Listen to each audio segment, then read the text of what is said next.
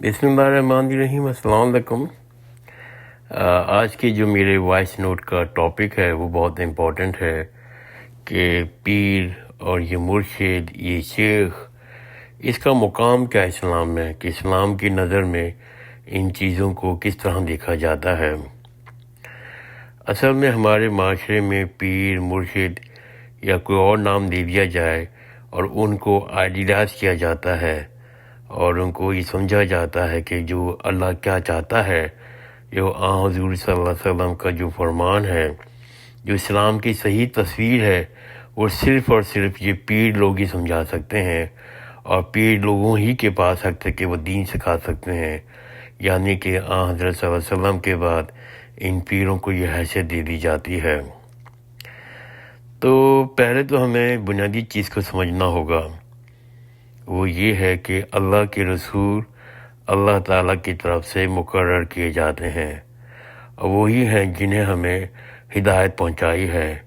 پیغمبروں کا حق حاصل ہے کہ وہ ہم سے بیعت کا مطالبہ کریں، ان کو یہ حق خود قرآن مجید نے دیا ہے۔ اگر آپ سورہ نساء کی آیت نمبر 64 پڑھیں، 64، میں پڑھ لیتا ہوں آپ کے لیے کہ وَمَا أَرْسَلْنَا مِن رَسُولٍ إِلَّا لِيُطَاعَ بِإِذْنِ اللَّهِ ہے۔ اس کے معنی یہ ہیں کہ ہم نے ہر رسول کو اس لیے بھیجا ہے کہ اللہ کے حکم سے اس کی اطاعت کی جائے۔ تو یہ بات ثابت ہو گئی قرآن مجید سے کہ سورہ نساء کی 64 آیت سے کہ صرف پیغمبروں کو حق ہے کہ وہ ہم ان سے اطاعت لے سکیں۔ جب ہم علمی لحاظ سے مطمئن ہو جاتے ہیں کہ یہ اللہ کے رسول ہی ہیں تو پھر ترتیب بدل جاتی ہے۔ پہلی یہ بات کہ ان کو اللہ کا رسول ماننا اور ان کی پھر ہر بات ماننا، ان کی ہر بات پر سر تسلیم خم کر دینا۔ اس کے بعد ان سے دین سمجھا جاتا ہے کہ وہی لوگ بالکل ٹھیک ہے، کیونکہ علمی اور عقلی لحاظ سے بالکل ٹھیک ہے، یہی تعلق ہونا چاہیے۔ اس کے بعد یہ دنیا میں باقی سب لوگ ظاہر ہے، جس طرح سے دوسرے علوم و فنون میں مہارت کی بنیاد پر استاد بن جاتے ہیں، تو اکمال استاد اور شاگرد کا رشتہ دین کے معاملے میں بھی بن سکتا ہے اور بننا چاہیے کہ دین بھی ایک علم ہے، اور دین کے علم کے کچھ لوگ اگر ماہر ہوتے ہیں تو ان سے ہی سیکھا جا سکتا ہے۔ جیسے کہ میڈیکل اسٹوڈنٹ کا طالب علم وہ چاہتا ہے کہ وہ کسی بڑی ڈاکٹر کے تحت کام سیکھیں، کیونکہ اس کے پاس تجربہ زیادہ ہے، وہ اپنے میڈیکل کی فیلڈ کے ماہر ہیں۔ یعنی کہ ایک استاد اور طالب علم کا رشتہ ہی بن سکتا ہے دو انسانوں کے درمیان۔ چنانچہ یہی تعلق ہے جس کو اللہ کے پیغمبر نے بھی بیان کیا ہے، باقی سب پیغمبروں نے بیان کیا ہے کہ آپ کو معلوم ہے کہ سیدنا مسیح اپنے فالوورز کو حواری کہا کرتے تھے، یعنی کہ حواری کے معنی شاگرد کے ہیں، اور وہ کہتے تھے کہ سیدنا مسیح کو استاد ہے۔ اگر آپ انجیل کا مطالعہ کرائیں تو بہت سے مقام پر آپ کو صاف ظاہر جو الفاظ استعمال ہوئے ہیں وہاں پر استاد اور شاگرد کے ہیں۔ اور حضرت صلی اللہ علیہ وسلم نے بھی جو لفظ اختیار کیا ہے اپنے ساتھیوں کو، اپنے فالوور کا، وہ صحابی کا لفظ استعمال کیا ہے، اور صحابی کے معنی ہے ساتھی، میرے دوست، مجھ سے تعلق رکھنے والے۔ تو دین میں رسالت مآب صلی اللہ علیہ وسلم کے بعد کسی کو اتھارٹی نہیں ہے، اور کسی پیغمبر ہی کو اتھارٹی ہوتی ہے کہ اس کی بات مانی جائے، اس سے بیعت لی جائے، اس کی ہر بات سے اسے دین سیکھا جائے۔ تو اب باقی لوگوں کے ساتھ تعلق میں بہرحال کہہ رہا ہوں استاد اور شاگرد کا ہو سکتا ہے۔ تو پہلی یہ اصولی بات ہے۔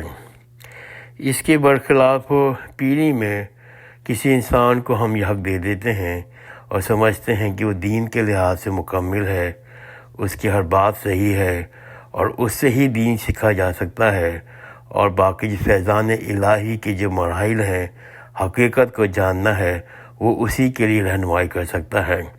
اور پیری میں جو مرشد ہے وہ پیر کے خلاف بات نہیں کر سکتا، اس کے خلاف کوئی چیز نہیں کہہ سکتا۔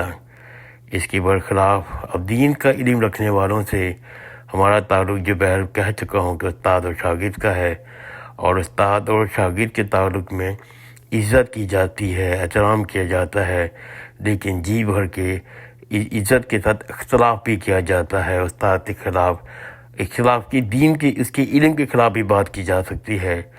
اس لیے ہم نے سمجھنا ہے کہ ہمیں دین حاصل کرنا ہے، اور اس سارے علم کی روایت ہے کہ دین کا ہو یا دنیا کا، اس میں بہرحال ایسا ہوا ہے کہ استاد سے پڑھایا ہوا شاگرد اپنے استاد سے بہت آگے نکل جاتا ہے۔ امام بخاری، امام شافعی، اگر باقی دیکھیں تو امام مالک، امام شافعی اور باقی بہت کچھ ہوا۔ فلسفی میں بھی بہت سے شاگرد جو ہیں اپنے استاد سے اپنے دین کے علم میں یا اپنے دنیاوی علم میں بہت آگے نکل جاتے ہیں۔ اس لیے کہ جو علم کا راستہ ہے وہ کھلا ہوا ہر شخص کے لیے، یہ تو بنیادی بات جان لینی چاہیے۔ اس کے بعد رہ جاتا ہے کہ مرشد کیا ہے، اور یہ چیز کہاں سے آئی ہے، کہاں سے پیدا ہوئی ہے۔ اصل میں مرشد، پیر، یہ سب صوفیانی مذہب کے علم ہے، الہامی مذہب، یعنی کہ ہم لوگ اسلام کہتے ہیں، کرسچنٹی کہتے ہیں، یہودیت کہتے ہیں، یہ سب الہامی مذہب ہیں۔ لیکن یہ پیری فقیری کا معاملہ یہ صوفیانی مذہب سے آیا ہے۔ اسلام میں مرشد یا پیر کا کوئی کنسیپٹ نہیں ہے۔ دین میں انبیاء کے دین میں صرف پیغمبر ہوتے ہیں اور دوسرے استاد اور شاگرد کا تعلق ہوتا ہے، بس بات ختم ہو گئی۔ مرشد کیا ہے؟ وہ اصل میں وہی چیز ہے کہ آپ مایا کے جال میں پھنس گئے ہیں اور ذات بعد میں تعینات قبول کر لی ہے۔ آپ بھی اصل میں ذات خداوندی کا جستی ظہور ہیں۔ آپ کو یہ جو مایا کا جال ہے، یہ مادی جو زندگی ہے، اس کو توڑنا ہے اور توڑ کر اصل حقیقت کو پانا ہے۔ یہ گویا علم بن گیا، یہ ایک فن بن گیا، اور علم اور فن کو آپ نے حقیقت مان لیا اور حقیقت کی تلاش میں نکلے تو اس کے ماہرین بھی ہوں گے۔ یہ در حقیقت پیر جو لوگ ہیں وہ علم کے کم از کم اپنے آپ کو ماہر کہتے ہیں، اور پیر کے ساتھ تعلق پیدا کرنے کے لیے بنیادی شرط ہے کہ آپ کو ان کی بیعت کرنی ہوگی، آپ کو ان ماہرین کی ہر بات ماننی ہوگی، خواہ وہ بات آپ کی عقل اور شعور اور دین کے خلاف ہی کیوں نہ ہو۔ اس طرح کہ آپ اپنے پیر کو مکمل اور کامل انسان سمجھتے ہیں، اور آپ ان کی کوئی بات کو رد نہیں کر سکتے، کیونکہ آپ نے پیری اختیار کر لی ہے، آپ نے مرشد ہو گئے ہیں، ان کی ہر بات ماننی ہے۔ اگر آپ نے کچھ مراحل طے کرنے ہیں، حقیقت کے مراحل طے کرنے ہیں، تو ان کے ہاتھ میں بیعت کرنی ہوگی۔ مرشد نے اگر کہہ دیا، میں ویسے ہی مثال دے رہا ہوں، کہ تم مسلح پہ شراب انڈیل دو، تو آپ ایز اے مرشد اس کی ہر بات ماننے کے لیے آپ کو ایسا کرنا ہوگا، اس لیے کہ آپ کو فلاں مقام حاصل کرنا ہے، فیضان الہی حاصل کرنا ہے۔ یہ اصل میں ایک نفسیاتی کھیل ہے۔ یہ وجہ اصل میں بنیادی طور پر نفسیاتی سفر ہے، اور نفسیاتی سفر میں جب تک آپ اپنے علم کو، اپنی عقل کو، اپنے شعور کو اپنے مرشد کے سپرد نہیں کریں گے، جس نے آپ نے بیعت لی ہے تو اپنی بیعت کے خلاف بات کریں گے۔ اس کو وہ حجاب اکبر کہتے ہیں۔ آپ کو اپنی پیری کے مناظر طے کرنے کے لیے، فلاں مقام حاصل کرنے کے لیے، یہ آپ کو ہر چیز اس کی پیر کی ماننی ہوگی، اور اس کا تقاضا ہی بالکل دوسرا ہوتا ہے۔ اب وہ بیعت جو اس پیغمبروں کو لے سکتے ہیں اللہ کے حکم سے، یہاں پر اپنی پیر کی لینی ہوگی۔ حالانکہ کسی انسان کو کوئی حق نہیں کہ پیغمبر کے علاوہ کسی سے اسلام کے نام پر بیعت لے۔ اصل میں اسلام کا اتھارٹی صرف اور صرف پیغمبر ہیں، باقی سب لوگ برابر ہیں۔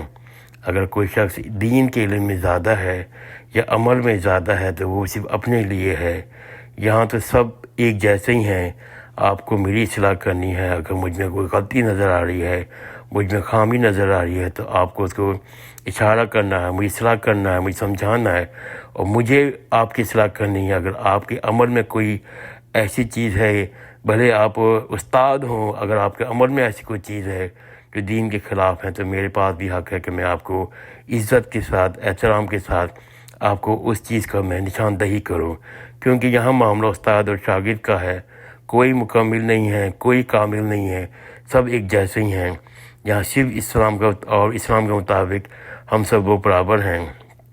اس لیے اس پیر، مرشد اور شیخ کی قرآن خود جب نفی کرتا ہے تو پھر سب کوئی تعلق دین کے ساتھ نہیں ہے۔ میں نے اپنے علم کے لحاظ سے یہ بات عرض کر دی ہے۔ اگر کسی شخص کو کوئی اختلاف ہے تو مجھ سے رابطہ کر سکتا ہے، میں انشاءاللہ اس سے اپنی اصلاح لے سکتا ہوں۔ جزاک اللہ خیر، خدا حافظ۔